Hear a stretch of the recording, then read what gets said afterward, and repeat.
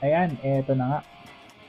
I've been wanting to do this for X amount of years siguro kasi matagal na akong fan. And podcasting, ang pagpo-podcast ay isang bagay na naging part ng buhay natin. Mainly sa akin, naging part ng buhay ko. Sa biyahe, pag bumabiyahe, o syempre kahit nagluluto ka, hindi na ako nakakaligo ng walang podcast. Dati tugtog, dati music, isang buong album, let's say Blink-182, Enema of the State, sambuo yan habang nagluluto, naliligo, naglilinis. Now, it's podcast from any type of podcast, really.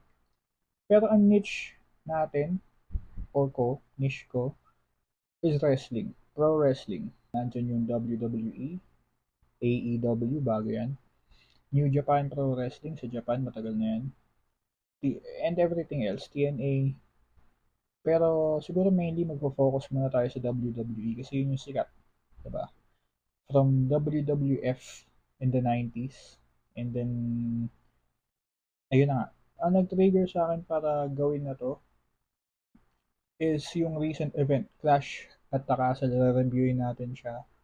And may mga in-interview ako na tao na fans din ng wrestling. Hopefully, makapag-interview tayo ng mga wrestler. Talaga, totoo. Yung totoong wrestler, sana.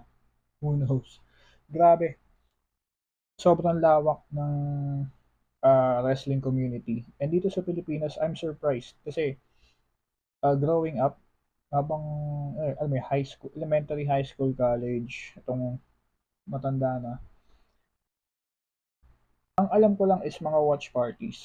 Yun yung ina-attend, mga ina-attendan ko way before pandemic, 2016, 2015, mga ganun. BGC yan, kadalasan. Ang bigat sa bulsa. Although, ganun talaga, if you're passionate about the hobbies that you like, mas pipiliin mo yung quality than the cheapest. Um, may mas magagandang term. Actually, kinakabahan ako ng konti kasi ito yung technically first episode. And here we go. Clash at the Castle at Scotland. Ano ba yung Clash at the Castle? Explain muna natin kasi ang gusto ko dito is makita yung reaction ng mga casuals. Or pangit sabihin casual, yung mga taong hindi ganun ka into sa pro wrestling. Mainly WWE. Pag tinanong mo sila, yung alam mo yung, oo, nanonood ako niya nung bata ako. Sila Eddie Guerrero, Undertaker. You know, we hear a lot of those. Pero wrestling is really fun hanggang ngayon. And I'm sure may mga taong makaka-enjoy niyan kahit, pag napunta siya sa primetime TV siguro, kung wala kayong cable. Ako wala na kaming cable kasi ba, age of the internet na ngayon eh. And ayun na nga, going back, Clash at the Castle is a pay-per-view sa PLE. Ano ba yung pay-per-view or PLE?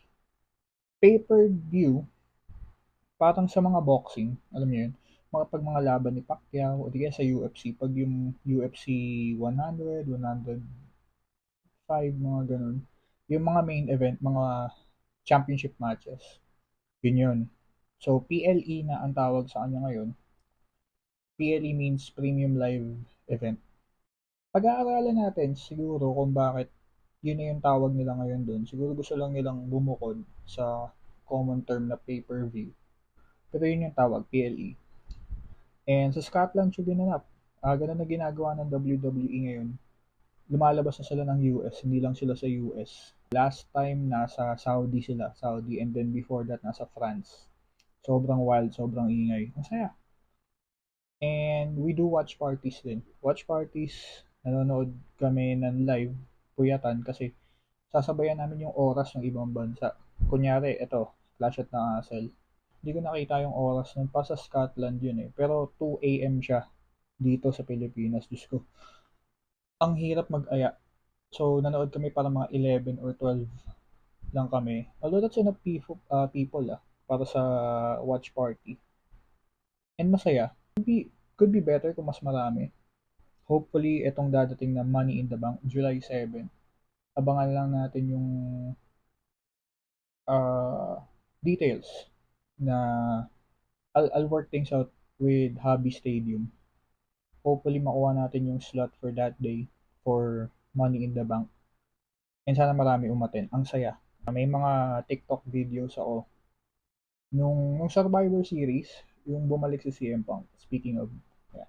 Nung bumalik siya, grabe pare, sobrang nagulat din ako.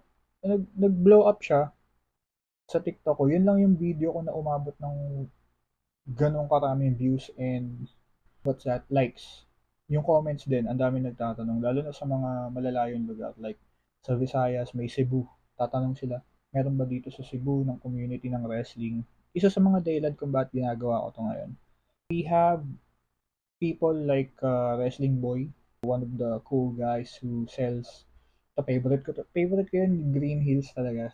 Grabe. Shopsville. Alam ko dun sila eh. Di pa ako nakakapunta dun pero alam ko dun si Wrestling Boy. I mean, di pa ako nakakapuntang doon sa shop nila pero alam ko yung Shopsville. Kita niya naman sa likod, obvious naman na pumupunta ako dun. May cut na ubo ako. So, asan ba tayo? Ayun nga.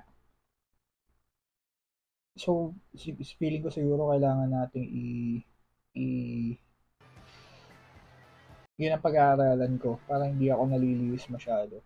So anyway, Clash at the Castle, we have 5 matches, lahat yun, championship.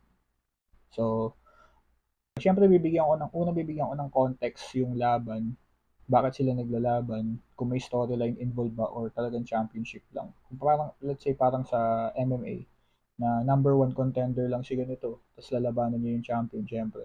So, wala nang storyline. Minsan may ganun eh. Pero, so far, looking at the card, lahat to may, hindi, 4 out of 5 may storyline.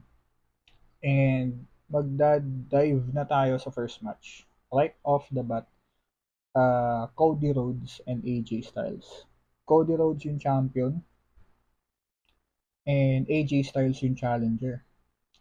Si Cody Rhodes, siya yung tumalo kay Roman Reigns ng WrestleMania.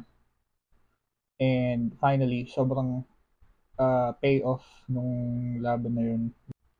Ang saya. Tapos, si Cody kasi is a babyface. Kumbaga siya yung good guy. Good guy siya sa mga storylines. Si AJ Styles is yung heel, kung tawagin, or yung villain sa storyline. Brief lang, si Cody Rhodes yung champion, natalo niya si Roman. So si AJ Styles, lumaban siya dun kay Cody sa France, natalo siya. For the same thing for the championship. Tapos, matanda na kasi sa AJ Styles. Hindi man sobrang tanda. Parang, as a wrestler, yung shelf life nila, lalo na sa kanya, yung mga movesets niya, he's close to the retirement period. Depende kung gaano ka banged up yung katawan niya, kung gaano ka bugbog. Kasi ano siya yung mga tipong nagtatatalon-talon na nagpi-flip-flip yun. Kung nakikita niyo yun, no? Good example Rey Mysterio pero medyo mas extreme. In my opinion, feeling ko mas extreme yung movesets ni AJ Styles kesa kay Rey Mysterio. Kahit nung nasa Lucha Underground si Rey Mysterio, which is hindi sa WWE, sa labas yun, sa Mexico yun. Mas grabe, sobra.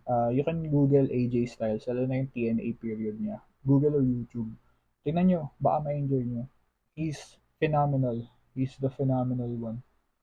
And may dahilan kung bakit yun yung tawag sa kanya. Etong dalawang to, si Cody at si AJ, pareho silang Bullet Club member. Gagawa ako ng video about Bullet Club, yung history ng Bullet Club.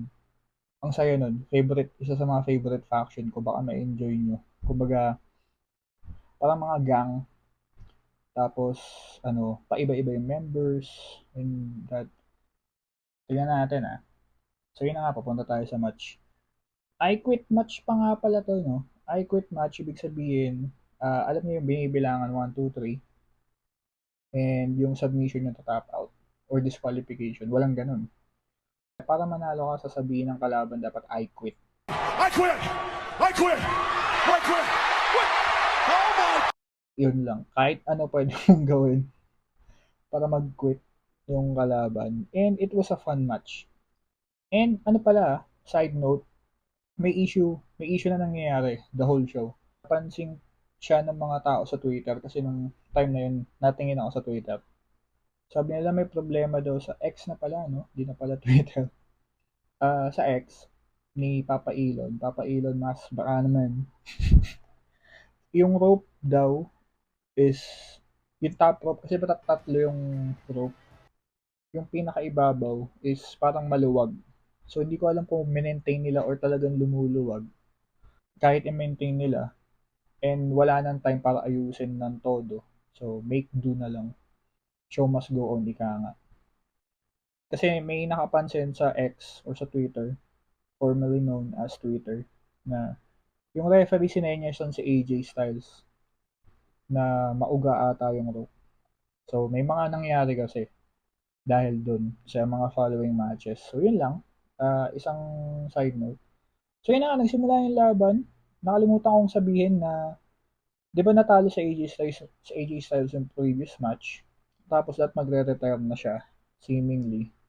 Pinaikay niya yung retirement niya. Tapos, binugbog niya si Cody. Para tong homage, ika nga, or parang for the lack of better term, ginaya niya yung ginawa ni Mark Henry dati kay John Cena. Yung infamous salmon suit moment ni Mark Henry. Tignan ko kung makapag-edit ako, lalagay ko dito.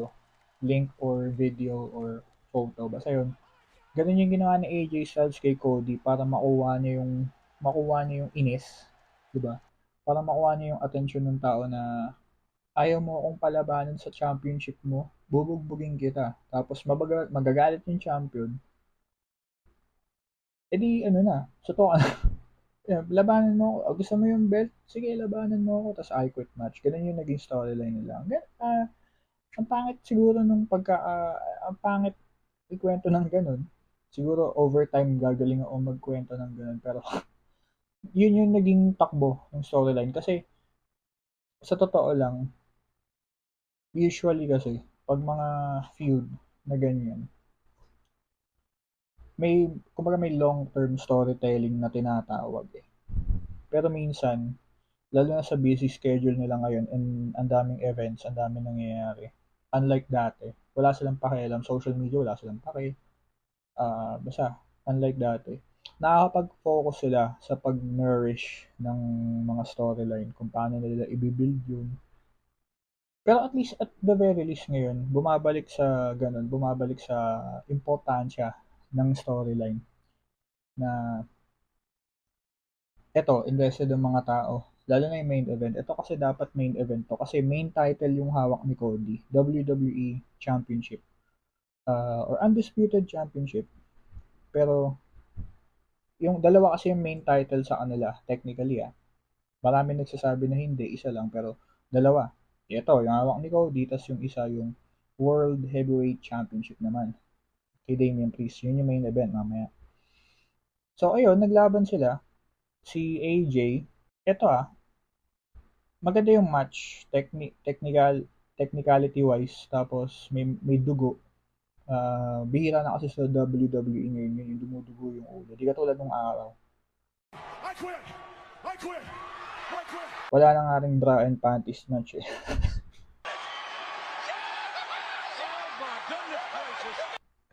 Pero ayun, may ganong effect. So, two things.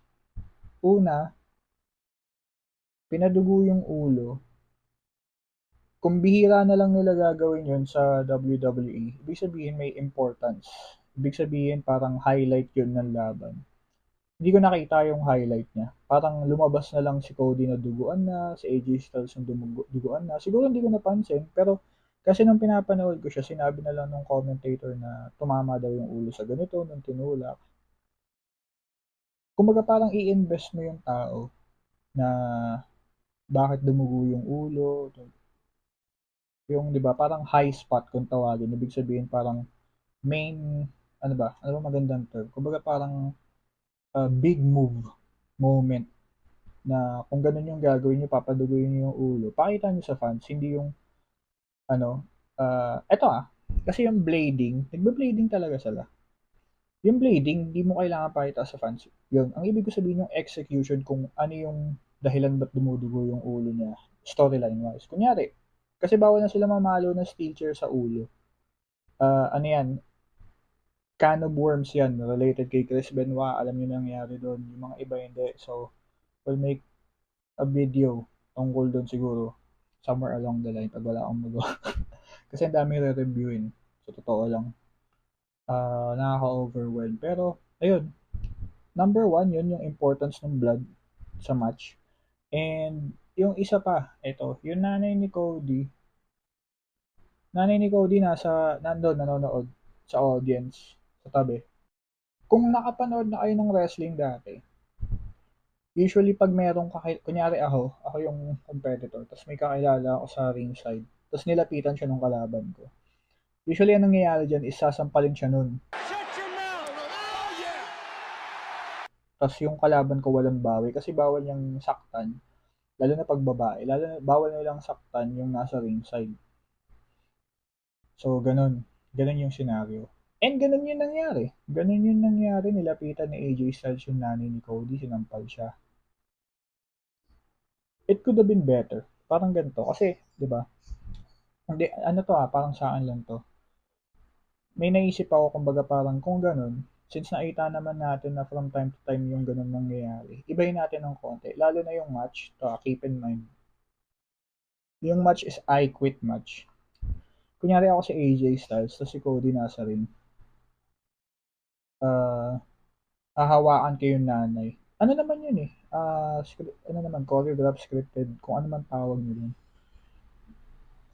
Yun nga, parang hahawakan ko yung nanay tapos parang babantaan na, Cody, pag hindi ka nag-quit, may gagawin ako sa nanay mo. Ganon.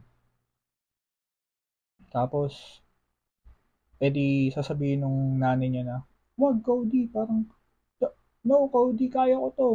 Gawin mo yung kailangan mong gawin. Di ba parang ano, lakas makarakay Balboa pare.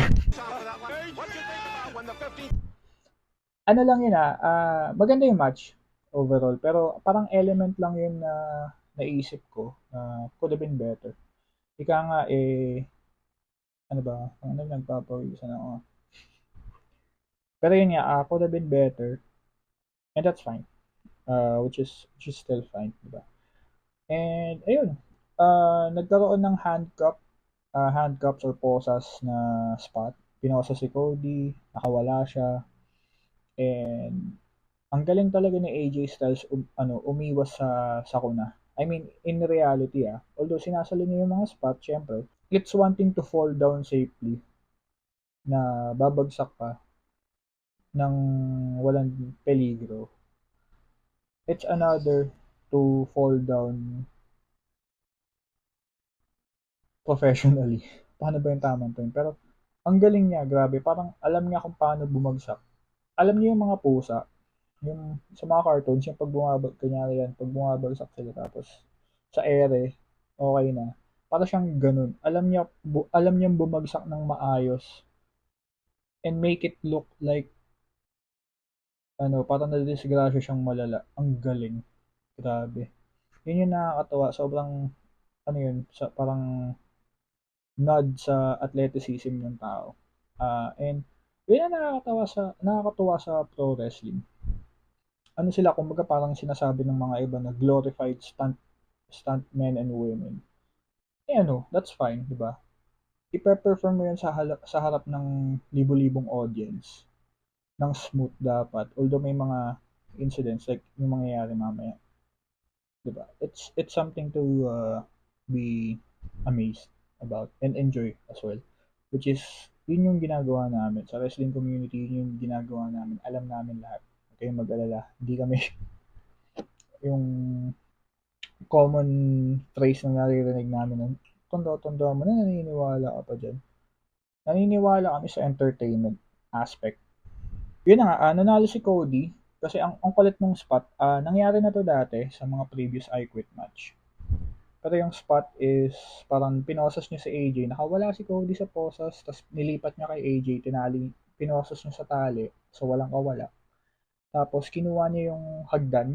Meron sa wrestling yung hagdan na stubby na mas maliit compared dun sa hagdan na malaki na sinasakyan ay sinasampahan para sa yung nakasabit na money in the bank or belt, ladder match, mga ganun. Pero isa yung mas maiksi, parang ganito, parang ganyan. Yung parang pang-akyat lang papunta sa ring, ganun. Nasa sulok. Binuhat niya yun. Steel steps ang tawag doon. Iaamba niya kay AJ, tapos sabi ni AJ, I quit, bago pa siya tamaan. Kumbaga parang, tama na, sige, okay na. And, panalo si Cody. Great match. Hindi ako magra-rate, hindi ako expert. Fan ako. Fan ako ng wrestling, so wala akong katapatan mag-rate.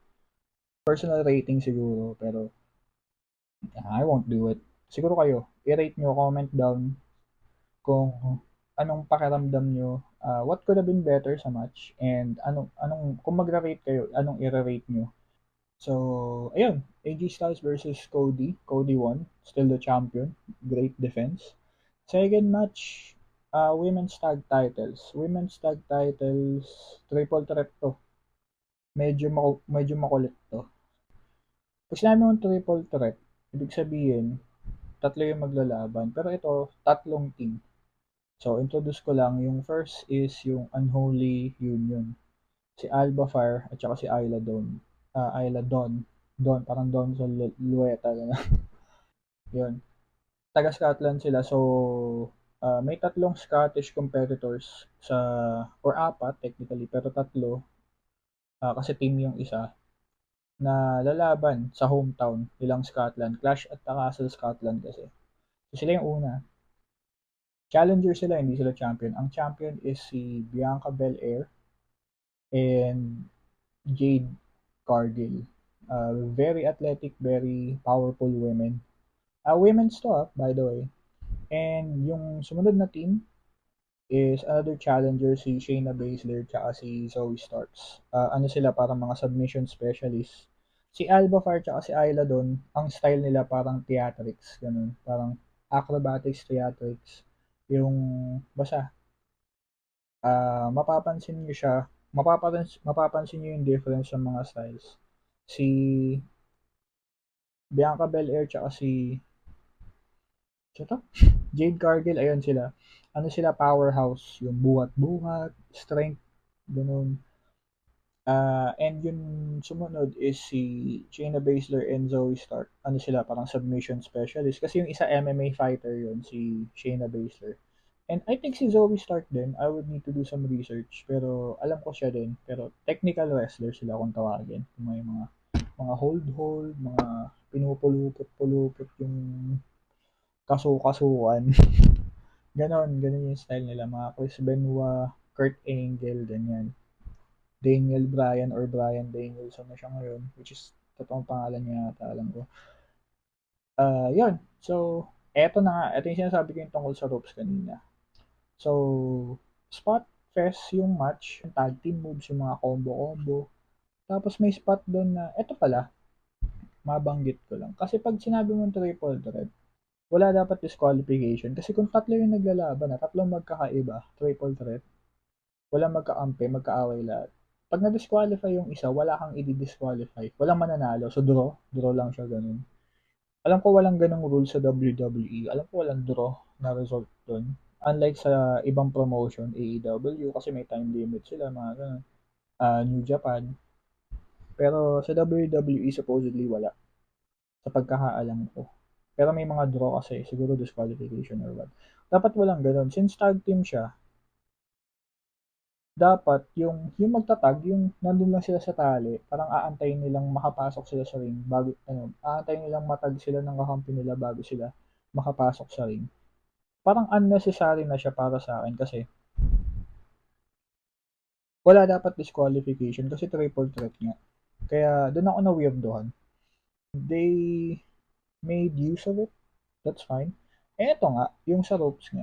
So, yun nga, moves, combos, ganito, ganyan. Tapos may spot doon na natag na ni Bianca Belair, si Jade Cargill, yung dalawang champion. So, papasok na si Jade Cargill. Tumalon siya sa rope, top rope. Yung usual na, yung entrada niya, papunta sa rope. Nadulas siya. Parang gumanon yata yung rope.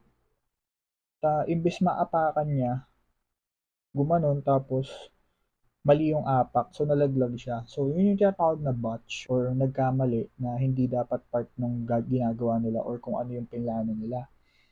So, ang dami ko nakita sa Twitter na inaasar siya or niloloko siya na para bang kala mo napaka-perfectong mga tao. It happens a lot, not just with her. May kasunod pa yan, hindi lang siya. Gusto ko siyang panoorin. Pwede ba? Wala nang sound, baka mga copyright tayo. So, ayan na nga. Ayan, natag na. Gusto mo lang siya sa roof. Ayan. Stop. So, yun. Ganun yung nangyari. Hindi dapat ganun. Siguro dapat babagsakan niyo yung kalaban or something else. Parang momentum kung tawagin. Para pag naglalaro ka ng sa PlayStation ng wrestling, may momentum kung tawagin. Ganun dapat yung mangyayari. Hindi siya nangyari dahil sa rope situation. And fast forward, nangyari na yun, Butch. Nanalo yung Hometown Girls, Unholy Union. Ang nangyari, ang ganda. By the way, ang ganda. Nagagandahan ako sa combo move ni Bianca Belair tsaka ni Jade Cargill. Tingnan ko kung malalagay ko siya dito. Pag hindi, edit out ko na lang yung sinabi ko. Pero kung nandyan, ayan, ganyan. Ang ganda, di ba? Ang angas. I mean, para sa akin ang ganda. Kaso, ang nangyari, nagawa nila yung move, tapos, ginawa nila siya dun sa isa, kaso yung Unholy Union, nag-take advantage sila, ginawa suplex si Jade Cargill, and they took the pin. Kinuha nila yung pin, 1, 2, 3. Sila na yung bagong champion. 1-0 para sa Scotland. Again, tatlo pa. Ay, dalawa pa. So, tatlo sila. 1-0. Champion na ang Scottish Unholy Union. Congratulations. And by the way, yung isa pala sa kanila, si Alba Fire, alam ko, a week ago namatay yung mama niya. So, condolences and tragic moment, pero I'm sure her mother is proud na nanalo siya ng championship sa hometown niya, performing in front of her hometown. Napakabigat. I mean, I know what it's like. For those na nakakakilala sa akin, I know what it's like. Buhay ang mama ko, pero yeah. Anyway, sub story, pero anyway, congrats! Next match tayo. Ito para sa akin yung inaabangan kong match. Although medyo nag-under-deliver siya. Para sa akin pero it was still a great match. Storyline-wise kasi, yun yung inintindi nila. So, yun pala yung women's tag titles match. Wala silang masyadong storyline. So, kumbaga, contenders match lang. Tapos, lumaban sa champion, ganun. Ganun lang siya. Sami Zayn and Chad Gable. Sami Zayn is the champion, Intercontinental Champion. One of the oldest championships, I believe, sa professional wrestling. Ang haba ng lineage niyan at saka ng history. Likes na nila Shawn Michaels. Chad Gable is, sa mga nakapanood ng wrestling ng bata, siya yung Kurt Angle ngayon. Yun lang ang masasabi ko. Pero ang galing niya. Hopefully, he wins a singles title soon. Kasi hindi pa siya nananalo ng singles title. Puro tag team title yung napanalunan niya. But he's really good. Ang galing niya. Modern day Kurt Angle ang masasabi ko, yun lang. Kung hindi niyo siya kilala, Google niyo na lang. Mag-Google na lang tayo. Kung gusto niyo siyang kilalanin wala namimilit. Kasi ang pro wrestling, ito kung ano yung makahook sa'yo, have fun with it. Pag hindi mo nagustuhan yung isa, hindi mo kailangan pilitin. Lalo na kung hindi ka consistent na nanonood. If it uh, piques your interest, edi go. Pag hindi, edi wag. Ayun na nga. So, Sami Zayn and Chad Gable. Si Sami Zayn yung champion, natalo niya si Gunther sa WrestleMania. Si Gunther ang longest reigning champion. Sorry. Longest reigning Intercontinental Champion. So, natalo siya ni Sami Zayn ng WrestleMania. Longest reigning meaning parang 2 taon niya yata hinawakan yung belt. And sa lahat ng humawak ng belt, siya yung pinakamatagal na may hawak nun nang hindi natatalo. Ganun. Ano yung ibig ko sabihin? I'm sure you understood it. Pinahaba ko lang. So si Chad Gable ito yung storyline niya. Si Sami Zayn kasi may doubt sa sarili niya na matalo si Gunter kasi magaling talaga si Gunter. Si Chad Gable yung nag-training, pareho silang wrestler pero parang nag-training kay Sami Zayn para ma-boost yung confidence to beat Gunter. Ang galing. So, natalo niya si Gunter the following segment sa after WrestleMania, pinangakuha niya ng title shot si Chad Gable. Hindi natalo ni Chad si Sami. And nagkapikunan, napikon si Sami. Ang ganda na itong part na to. Yung nakayakap si Sami Zayn sa asawa niya kasi nanalo na siya. Tapos si Chad Gable, sobrang pikon niya na natalo siya. Ginerman suplex na si Sami habang nakayakap sa asawa niya. Although hindi nasama yung asawa, pero alam mo yun, yung, parang gano'n, parang malalaglag. Ang galing. Ayun, ganun yung naging storyline hanggang sa naghabulan na sila sa title. Hindi pa natatalo ni Chad Gable si Sami. Minsan na-involve si Bronson Reed, yung big guy na nagpa-frog splash. Tsunami yung tawag niya. Triple threat sila hanggang sa Chad Gable na lang yung natira na lumalaban kay Sami. And here we are, Clash of the Castle. Great match. Again, ang galing technical wrestler si Chad Gable and si Sami Zayn. Ako feeling ko nababalik niya yung independent Sami Zayn, si El Generico. Or si Sami Zayn mismo, nababalik niya kasi galing siyang independent, hindi siya WWE, ibig sabihin na Ring of Honor, ganun. May mga moveset siya doon na hindi niya na ginagawa pagkadating niya ng WWE and nagagawa niya ulit ngayon. Or at least, ganun yung itsura. Parang nabalik niya yung mojo niya, ika nga. And may spot na dapat, eto, si Chad Gable kasi, parang Master Gable siya. Meron siyang group na Alpha Academy. Nandun si Akira Tozawa, si Otis, si Maxine Dupri. Maxine Dupri babae yun. Si Otis yung chubby na medyo athletic din. And si Akira Tozawa is, ano yun Godzilla! Hindi. Ano siya, para siyang, ano ba, para siyang high flyer na small guy, ganun. May spot doon na parang dinidistract ni Chad Gable yung referee. Tapos si Maxine, hawak niya yung belt. Papalo niya sana kay Sami. Kaso ayaw niyang gawin. Kasi si Chad Gable, masama na siya. And for the lack of better term, siya na yung heel, masama na siya. Tapos gusto niya ring masama na yung mga yun, yung tatlo, yung students niya. Kaso ayaw ng tatlo. Kumbaga may prinsipyo pa sila. Hindi niya tinuloy, nagalit si Chad. Tapos parang may spot na nangyari. Naapektuhan si Maxine, tapos nagalit si Otis. So umalis sila, tapos na-distract si Chad Gable, nasipa siya sa mukha ni Sami, which is yung finishing move niya, haluva kick. And 1, 2, 3, nanalo si Sami. Ang daming may gustong manalo na si Chad Gable yung manalo. Para sa akin, okay lang.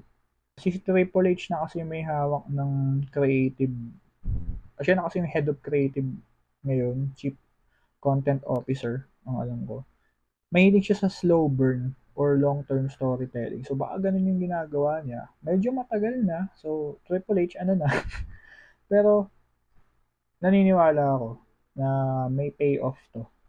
Parang yung main event natin, mamaya pupuntahan natin yun. So ganun yung nangyari sa Sami Zayn and Chad Gable. And nakalimutan ko meron palang moment sa entrance ni Chad Gable yung Wyatt Six.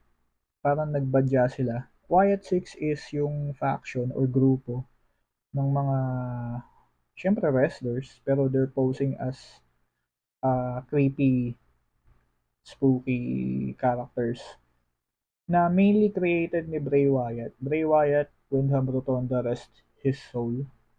He recently passed away. Isa sa one of the best creative minds in professional wrestling. Napakagaling niya. Kumbaga siya na yung next Undertaker. Sana kung nabook ng tama o kung, di ba, kung nasulatan ng creative ng tama. He passed away unexpectedly actually. Ang bata niya pa, nasa 30s lang yata siya, late 30s, early 30s, ganun. So, it breaks our heart kasi meron siyang isa pang katim si John Huber or Luke Harper sa pagkakakilala ng iba. Teammate sila dati sa Wyatt family. Naunang pumanaw yun. Parang during pandemic. Ang lakas niya pa. Tapos biglang ganun. Sabi nila hindi COVID related pero anyway, Bless their souls. Thanks for the entertainment. Ang galing nila, grabe. No one will be like them. But hopefully, makontinue na itong Wyatt 6, yung legacy. Wyatt 6 maybe composed of una si Nikki Cross, an ongoing character sa WWE, baka i-revamp nila na maging part nun. Joe Gacy, galing ng NXT. NXT yung ano nila, parang developmental nila. Kumbaga yun yung NCAA nila para sa NBA. Kumbaga parang ganun. And then, Eric Rowan, na na-release dati sa WWE, parang babalik siya ngayon. Part siya ng Wyatt family kasama ng dalawang pumanaw. And siya na lang yung natira. Ay, hindi, si Braun Strowman to yung isa yun. Basta ganun. Tapos si Dexter Loomis din, galing, technically, hindi na siya galing NXT, pero saglit lang kasi yung run niya sa main roster eh. Pero doon siya mas sumikat sa NXT. So yun yung speculation ng mga tao na kasali sa Wyatt 6. Ang sabi doon is in 2 days, meaning sa Lunes sa kanila, Tuesday sa atin sa Raw. Doon sila magde-debut. Abangan natin yun. Tatry ko manood ng live noon, live reaction. Ay, ano pa pala, isa pa pala, yung kapatid ni nung pumanaw ni si Bray, si Win Brutone, yung kapatid niya si Bo Dallas. Sorry, nakalimutan ko yung real name niya, pero kilala siya as Bo Dallas from NXT. Nawala siya sa main roster saglit. Kasama niya si Michael McGillicuddy dati. Ano siya, anak, si Michael McGillicuddy, anak ni Mr. Perfect. So, yun. Nawala si Bo Dallas for some reason. I would have to do research on it. Pero bumalik siya. Nakasama niya pa yung kapatid niya bago pumanaw. Kumbaga may mga stints sila or skits or segments na siya si Uncle Howdy. Si Uncle Howdy. Tapos ito si Bray. Ah, sayang, mabigat, pero ganun talaga ang buhay. You know. So, yun ang Wyatt 6 action. Tama ba yung binilang ko? 1, 2, tama. Kasi parang siguro ang pang 6 dapat is si Bray. Pero unfortunately. Tignan natin kung doon talaga sila magde-debut. Ang creepy. May nakalagay doon parang there will be a massacre. Every week yun may lumalabas na ganun. Tapos may mga QR code, may video. And pag pumunta ka dun sa video, creepy, pero yung ngayon, yung sa moment na yun, yung may nakalagay na there will be massacre. May something dun na parang tumayo yung balahibo ko, which is fun in its aspect. Hindi ko in-expect yun kasi nasanay na ako dun eh. Usually yung lumalabas weekly, random lang. Pero yung ngayon talaga iba. Kung gusto niyo i-YouTube, tingnan niyo. Pero grabe. So, tingnan natin kung anong mangyayari sa Raw. So, yun. Nakasabi sa in Chad Gable. Next match, championship ulit. Women's Championship. Women's Undisputed Championship. Si Bayley yung champion. And then, Piper Niven. Yung pangalawang Scottish born. Uh, si Piper Niven yung chubby girl pero athletic. Crush ko to dati si Piper Niven. Ang ganda nito. Nagre-react siya dati sa akin sa Twitter. Ang bait niya. Pero heel siya dito. Kontrabida siya. Tapos kasama niya si Chelsea Green. Kasi tag team sila eh. So, si Chelsea Green parang manager niya ngayon siguro. Pero nang i-interrupt pa din. Personally ito personal take ko lang to. Si Bailey, wala na siyang kailangang patunayan. So, I don't like her as champion. Wala na siyang kailangang patunayan. Grand Slam champion na to, alam ko eh. Ibig sabihin ng Grand Slam champion na hawakan niya na lahat ng pwedeng hawakan na belt sa division niya. Parang ganun. Kumbaga, kung women's ka, nahawakan niya na yung paikot. Basta yun, yung mga dapat hawakan sa WWE alone, yun yung Grand Slam champion. So, there's no point of her holding this title longer than she should. So, siguro parang ine-establish na lang nila itong run na to. Kasi, first time niya manalo sa Royal Rumble and then win WrestleMania. Yung kasi hindi niya na lang nagagawa. So, ayun. Para sa akin, dapat nanalo si Piper. Hindi dahil sa crush ko siya, pero Piper Niven is really gifted. And, ayun. Okay yung match. Piper Niven really delivered para sa akin. She carried the match. Kasi iba talaga yung athleticism na itong taon to. So, gano'n. Tapos may spot do'n na si Chelsea pinalabas, bumalik siya ng naka-mask, ang kulit. Okay match. It's an okay match for me. Basta yun, para sa akin si Piper talaga dapat yung nanalo. So, 1-1. 1-1 na for Scotland. Nanalo yung Unholy Union sa championship, tag team championship, and then si Piper natalo unfortunately. So, 1-1 na. And then, eto na tayo.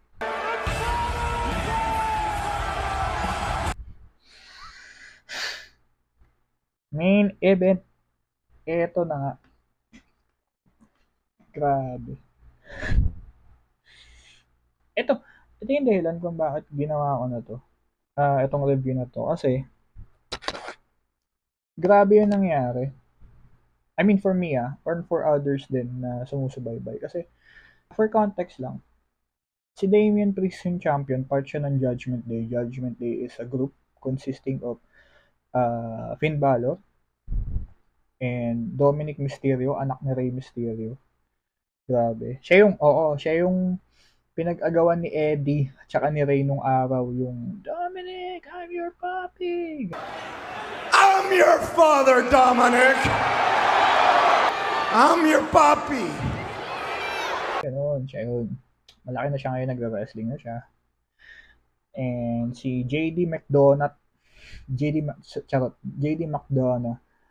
Pag nagka-match sila, siguro doon tayo magbibigay ng background sa kanila. Pero yun ang Judgment Day. Si Damian Priest yung World Heavyweight Champion.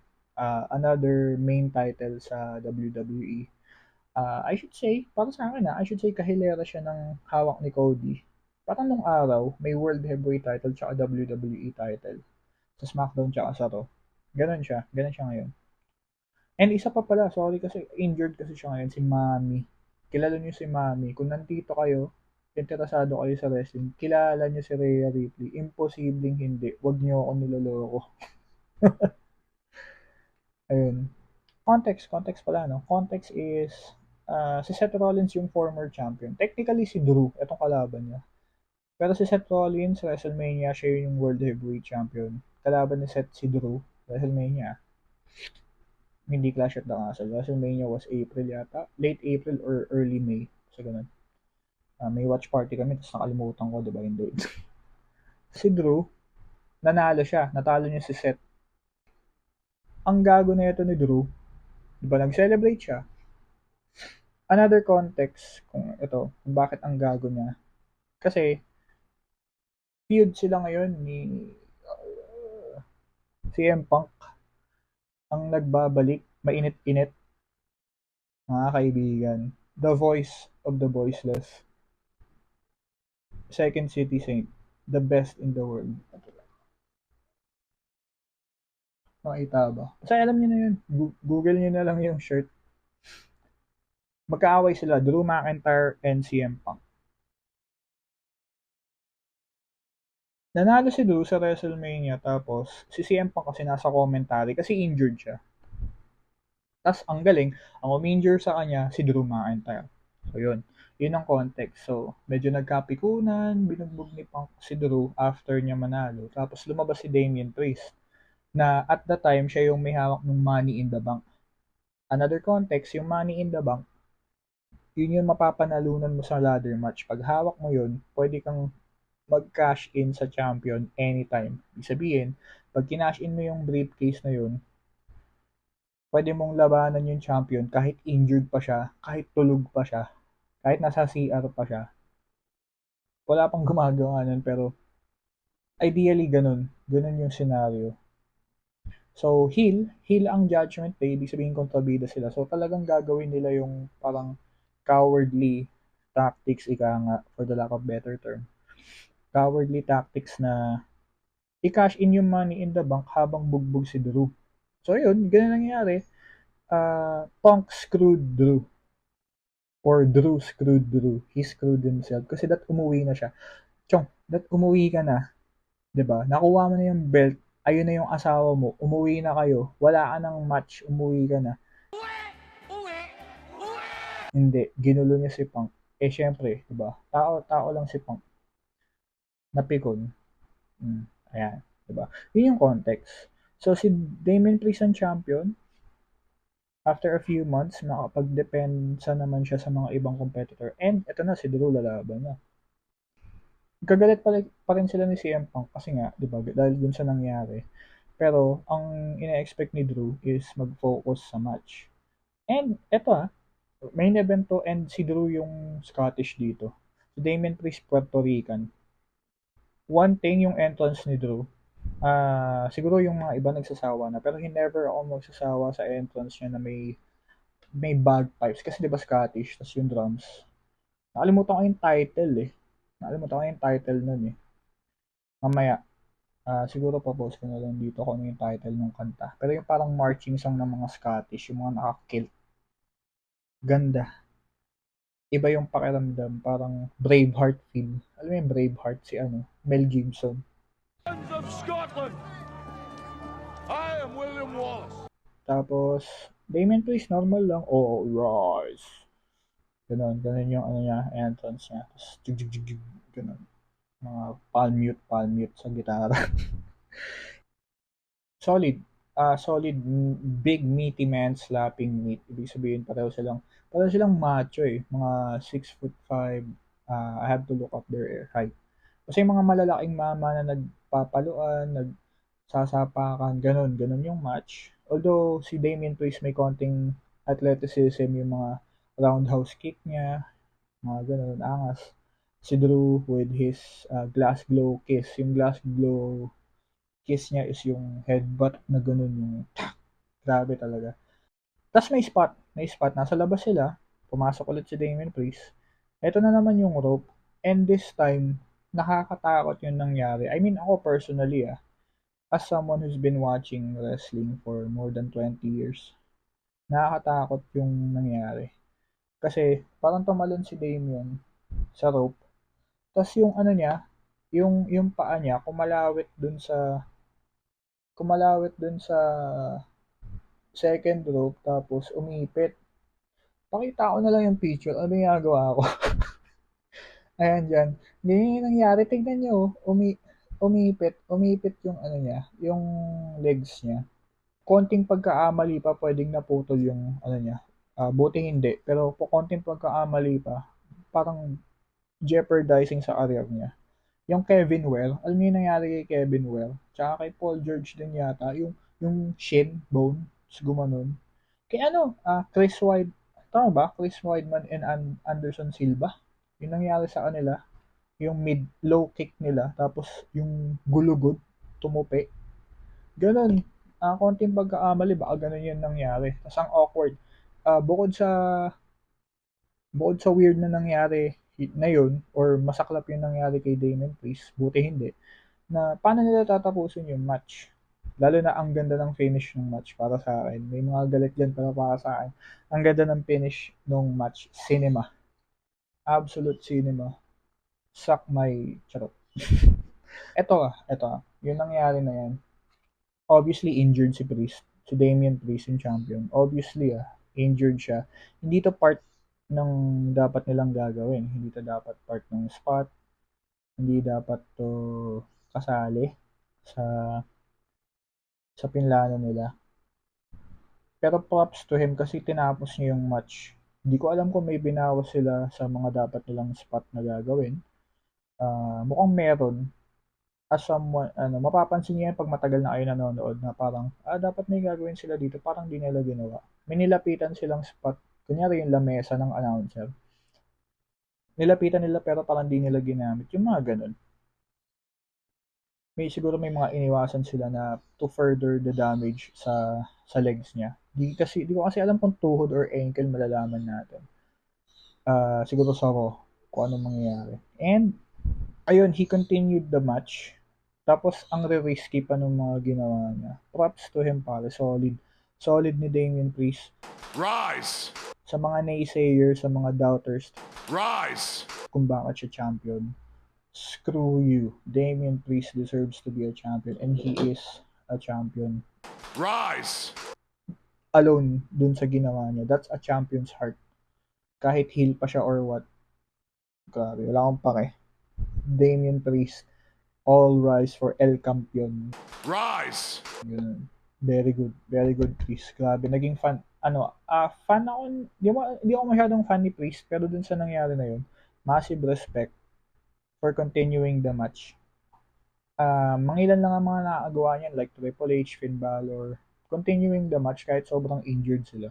Tapos, eto, ayun, normal match, may dire-diretso lang, back and forth, false finish. Pag sinabi mong false finish, ibig sabihin yung akala mo matatapos na may mananalo pa, tapos bigla, kicks out at 2.99999. Ganun.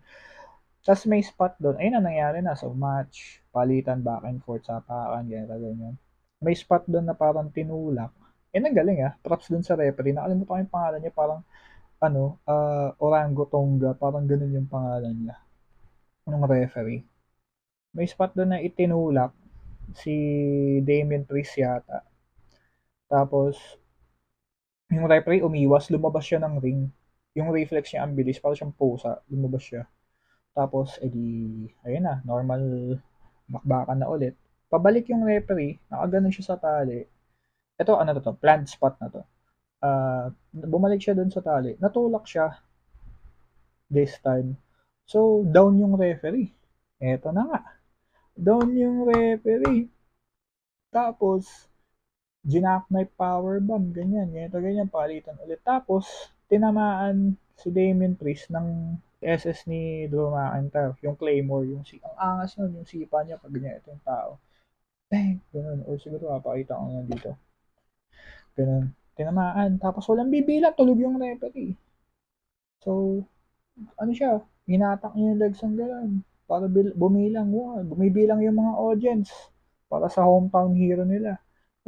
Mabot ng 8. Tapos gumaganon-ganon si McIntyre na pagpadala kayo ng referee dito, asa na, gawin niyo yung trabaho niyo. Tapos ayun na, yung camera lumayo. May tumatakbo yatang referee. Tapos eto talaga, cinema to, cinema. Panoorin niyo na lang. Eto, maniwala kayo sa hindi. Nakutuban ko na. Kasi obvious eh. Pero iba yung alam mo yun, yung kalabog pa rin nung mga segundo na nangyari yun. Kasi nung pumasok yung referee sa ring, bibilang siya ng 1, 2. Nakita ko yung sapatos, pre. Naka-Jordan. Naka-Jordan. And naka naka-brush up. Pero tinago niya yung tattoo niya ng sleeve. Or parang Under Armour yata siya dun na tawag dun? Yung dry fit. Tapos pinatungan niya lang ng referee t-shirt, which is makikita nyo sa DP ko, personal account. Pero ako personally maniwala kayo sa hindi, nung nakita ko yung Jordan, alam ko na agad. Tinignan ko na lang yung buhok. Bago pa siya magbilang, nung pagka ganun yun, na nakita ko yung Jordan, putik. Di na lang ako nag-react, may reaction video kami kasi meron kaming tropa na di ko alam kung diehard fan siya ni Drew McIntyre, pero ako fan ako ni Punk, siya yung fan ni Drew. Grabe, ayoko siyang overly mapikon. Pero tropa ko yun. Tropa kami. Siguro next time i-guest ko siya dito. Actually lahat sila. Gusto namin mag-usap lahat about wrestling. Napakasaya. Anyone can join actually. Ano lang kayo, comment down lang kayo kung paano natin gagawin, magkikita ba or Zoom. Pero yun na nga. And the mother trucker counted 1, 2, hininto niya. Eto ang pinakamaasa part. Kasi bihira na to nangyayari sa, not just sa pro wrestling pero sa mga palabas din. Lalo na sa mga palabas dito sa Pilipinas. Yung, yung milking the moment, ika nga nila. Kasi nung pagka 1, 2, tapos umangat siya ng ganun, tinigil niya yung count, umangat siya ng ganun, tapos nagtitigan muna sila bago na-realize ni Drew McIntyre na, anak ka ng si CM Punk pala yung kaharap niya. Tapos, ang tagal nila nagtitigan, nginitian lang siya ni Punk, bilang, bruh, grabe.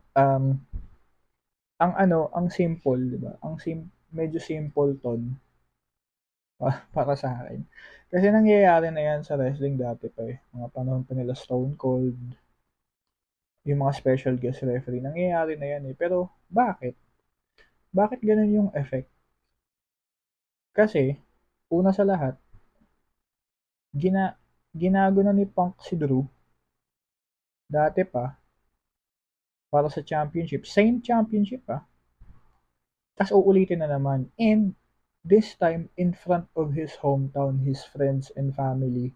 Home home country pala, hindi hometown, hometown technically, oo, pero home country niya Scotland, Glasgow, Scotland. Bihira sila pumunta doon kasi sa US sila lagi. So, yung pagkakataon na yun. And ito pa pala isa kasi si Drew lumaban na sa Cardiff, Wales. Technically, medyo malapit sa Scotland. Last year, kay Roman Reigns naman, championship din. Natalo din siya. So, ibig sabihin, dalawang beses siya natalo in front ng countrymen niya. Yun yung nagpa-cinema sa kanya. Yun yung nagpa, oh God, what the freak, ganun. Ganun yung nangyari kasi. And bukod dun, yung mga issues mga issues with CM Punk bago siya bumalik sa WWE, yung kasi yung pinaka-fire yun kasi yung fuel na nag-iignite sa feud nila na cancer si Punk. Binabadmouth niya yung WWE nung umalis siya. Tapos pumunta siya sa ibang company which is AEW. Pag-uusapan din natin yun, yung nangyari doon. Kasi, you know, I have a lot of things to get off my chest about that. And personal thing ko lang yun para sa mga fans. Ganyan yung nangyari. Damian Priest. Ito di ko ina-expect to. Lalo na dun sa nangyari sa paa ni Priest. He finished the match and he won. Kahit sabi mo pa nag-interfere si Punk. Grabe. Grabe yun. Champion pa rin si Priest. Chinokeslam niya. Or chokeslam yun pero ang tawag sa move niya is South of Heaven. Ang angas, diba? Parang Guns N' Roses shit. Ganun. Ganun yung nangyari. 1, 2, 3. Labas si Punk. Lapit siya sa mga fans. And ang nakakatuwa is yung mga fans na nilapitan ni Punk. Dalawang beses siya lumapit sa mga fans. Yung mga fans na nilapitan ni Punk, natuwa. Parang natuwa na, oh my God, si M Punk is near me. Ganyan. Camera, picture, video, ganito, ganyan. Pa-autograph. May sinayin siya na belt doon. Kahit sabi mong kids belt yun. Ang galing. Absolute, absolute cinema. Grabe.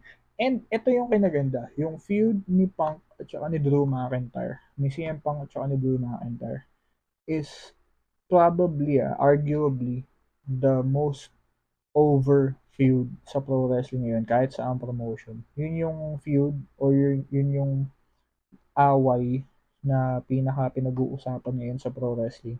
And hindi pa sila naglalaban. Simula nung pagbalik ni Punk. Sa Royal Rumble lang, doon lang sila nagkadikitan. Iba yung Royal Rumble eh. Yung marami sila doon eh. So, no, talagang touch hand sila doon. Pero yung one-on-one, never pa sila naglaban. Puro exchange promos lang, pang troll sa social media. Ganun lang. Ganun, hindi pa sila naglalaban pero ganun nakainit yung feud.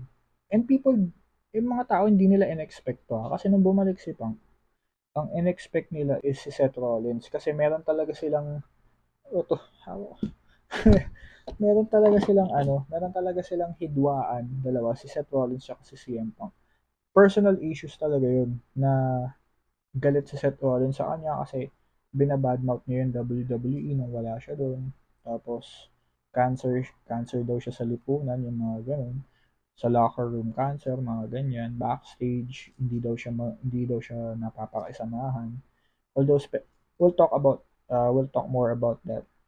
Especially about the guy who I am basing my persona on and probably this podcast on kasi nakalimutan kong sabihin na this is the Pipecast podcast. Pipecast from the word pipe bomb, yung pipe bomb ni CM Pump, CM Punk, CM Pump, ni CM Punk. Basta, I'll talk more about that. Pero yun, I've been a fan of Punk and masaya. Puti na yung balbas niya. Fan pa rin ako ni Punk. Hinahabol ko na yung pagkaputi ng balbas niya, may mga kulay na yan. Hindi ko kanulayan yan, namumuti na yan. very exciting times sa pro wrestling. Isa sa mga dahilan din kung bakit ko ginagawa 'to ngayon is ang lawak. I can talk about pro wrestling, which is WWE, sports entertainment. I can talk about AEW, kaaway ng WWE, bagong-bagong promotion, 5 years old. ROH, TNA, New Japan, Stardom, and may wrestling dito sa Pilipinas. Although, unfortunately, nagsara na yung MWF, Manila Wrestling Federation. Hindi ko alam yung full story. Actually, hindi ko alam yung story kung bakit. Meron pa pala, FPW, NWUW, Filipino Pro Wrestling. May nanganak yung video. So, uh, we'll wrap things up with that. Review ko yung Raw. Kasi ito, galing akong Toycon. So, Clash at the Castle to. Clash at the Castle watch party, tas Toycon, diretso yun. So, yun ako siya na-review edit, and then Raw bukas. We'll try to react with other people. Tingnan natin. Ewan ko. Pag hindi ako na lang, pagtsagaan nyo na. We'll see you around. So, this is the Pipecast podcast. And thanks for listening. Wala pa akong catchphrase. Hopefully magkaroon. But just want to say that we are the best fans in the world. And it's clobbering time. Isip tayo ng catchphrase. I'll see you soon. Ciao.